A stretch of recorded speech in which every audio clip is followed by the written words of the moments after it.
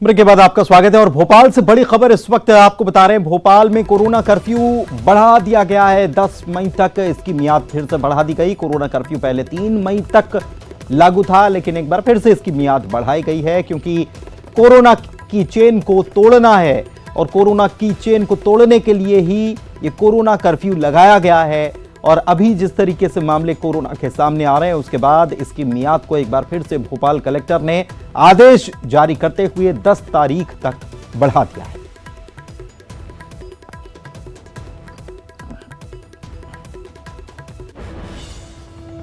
इधर कोरोना और अस्पतालों में व्यवस्थाओं को लेकर कांग्रेस को राजनीति नहीं करनी चाहिए बल्कि सहयोग करना चाहिए, ये कह रहे हैं गृह मंत्री नरोत्तम मिश्रा।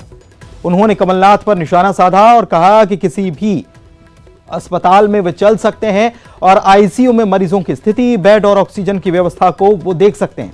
उसके बाद दोनों साथ में प्रेस कॉन्फ्रेंस करेंगे। उन्होंने कांग्रेसियों को सलाह दी कि घर से बाहर निकलें और संकट की घड़ी में जनता की मदद करें। हमारे साथ कमलनाथ जी चलो किसी आईसीयू में देख के आए कि वैक्सीनेशन की क्या स्थिति है, आईसीयू की क्या स्थिति है, वेंटिलेटर की क्या स्थिति है, ऑक्सीजन की क्या स्थिति है। हम चल के देख के आगे फिर दोनों सामूहिक प्रेस कॉन्फ्रेंस करें जिससे जनता में कोई भ्रम न रहे। लगातार आपकी पूरी पार्टी के नेता यही कर रहे हैं। आपका योगदान क्या ट्विटर तक ही है, टीवी तक ही है, पेपर तक ही है क्या आपका योगदान कांग्रेस के लोगों का? क्यों नहीं आ रहे निकल के भाई? सिर्फ आलोचना करने के लिए आलोचना करना ये अच्छी नहीं है। इस आपदा की घड़ी में आप राजनीति कर रहे हो और जब राजनीति की वक्त आया था तब आप खुद ही कौन। और इधर प्रदेश के मंत्री विश्वास सारंग ने एक तरफ जहां कहा था कि 18 प्लस के उम्र के जो लोगों को वैक्सीन लगना है उसमें सरकार की तैयारी पूरी है और इंतजार केवल वैक्सीन का है, वहीं गृह मंत्री नरोत्तम मिश्रा ने 18 प्लस के वैक्सीनेशन को लेकर कहा है कि जल्दी ही वैक्सीनेशन शुरू हो जाएगा। बेहतर व्यवस्थाओं के लिए 2 से 3 दिन लग जाएंगे और सभी को टीके लगाए जाएंगे। कुछ वैक्सीन आ चुकी हैं और वैक्सीन भी जल्द मिल जाएगी। कोविड के प्रसार को रोकने के लिए अलग से वैक्सीनेशन सेंटर भी तलाशे जा रहे हैं। हमारे यहाँ आ गई है पहली खेप, ऐसा नहीं है कि नहीं आई है। हम नहीं चाहते कि जो अस्पतालों में जहां पर कोविड के पेशेंट है वहां वैक्सीन का सेंटर बने। नए सेंटरों की तलाश की जा रही है। इधर सतना पुलिस ने एक गोदाम में छापा मारा और 400 के करीब ऑक्सीजन सिलेंडर जब्त किए हैं। जब्त किए गए सिलेंडर्स की जांच में यह बात सामने आई कि सतना जिला अस्पताल से भी 150 ऑक्सीजन सिलेंडर गायब हो गए थे जो इसी गोदाम से बरामद किए गए। इसके बाद अनुमान लगाया जा रहा है कि इस पूरे मामले में अस्पताल प्रबंधन के किसी व्यक्ति का भी हाथ हो सकता है। मौके पर कलेक्टर और एसपी मौजूद हैं जो पूरे मामले की जांच में जुटे हुए थे। पुलिस ने बताया कि गोदाम से चोरी छिपे ऑक्सीजन सिलेंडर जरूरतमंदों को 30 से 35 हजार रुपए तक की कीमत में दिए जाएंगे। एसडीएम राजेश शाही और पुलिस के साथ उन्होंने संपर्क किया और सुबह फिर छापा मारा पुलिस और प्रशासन की संयुक्त टीम ने, तो ये इनपुट सही पाया गया। लगभग 400 सिलेंडर जैसा आप देख रहे हैं वो यहाँ पे है।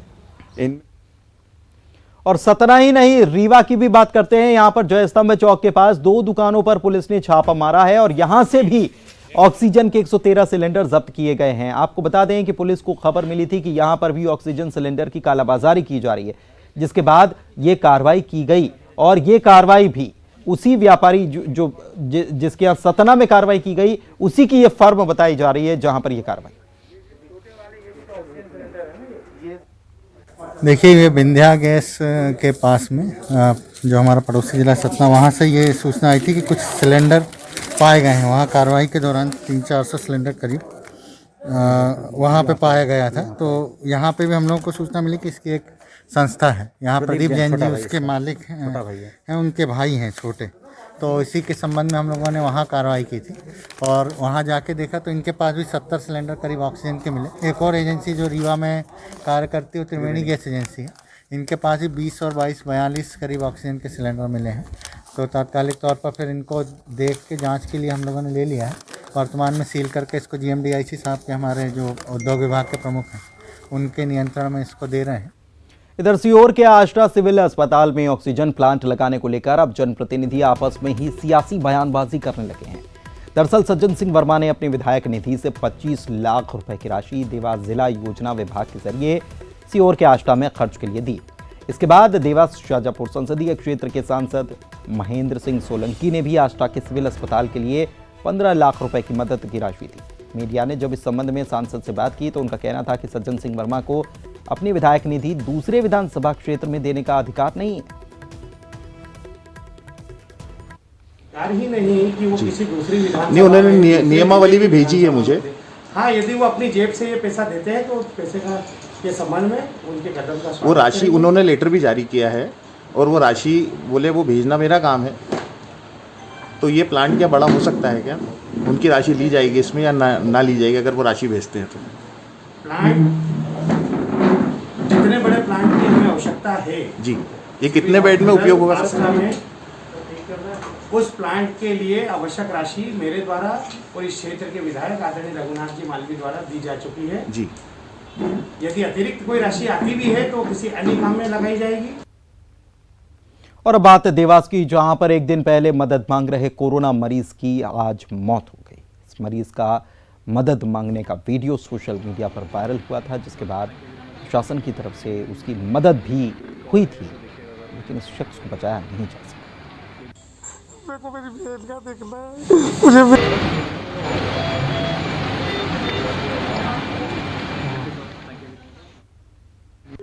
एक अंसारी नाम के व्यक्ति जो नागदा से रेफर किए गए थे, उज्जैन के द्वारा रेफर किए गए थे उनको अमरता अस्पताल के लिए 25 तारीख को।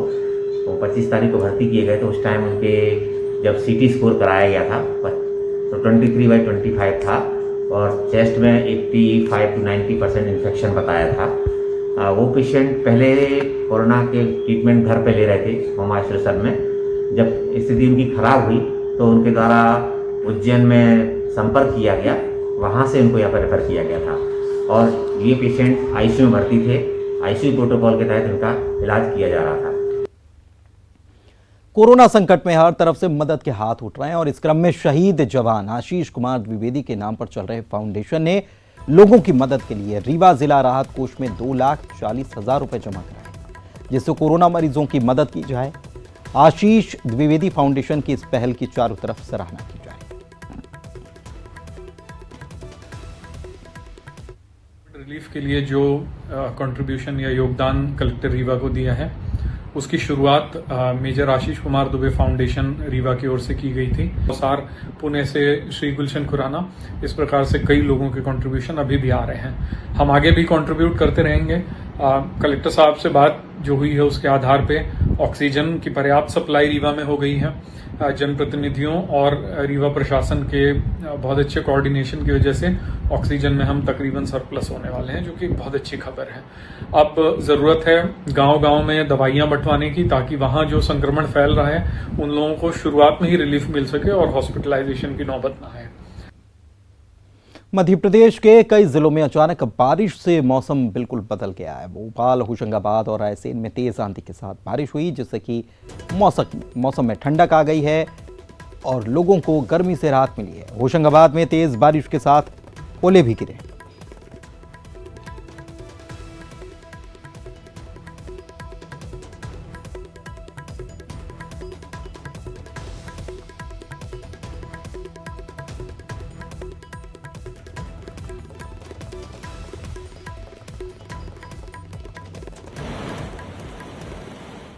और इसी के साथ एमपी अब तक के इस बुलेटिन में फिलहाल इतना ही, लेकिन दमोह के दंगल पर हमारी नज़र बनी हुई है।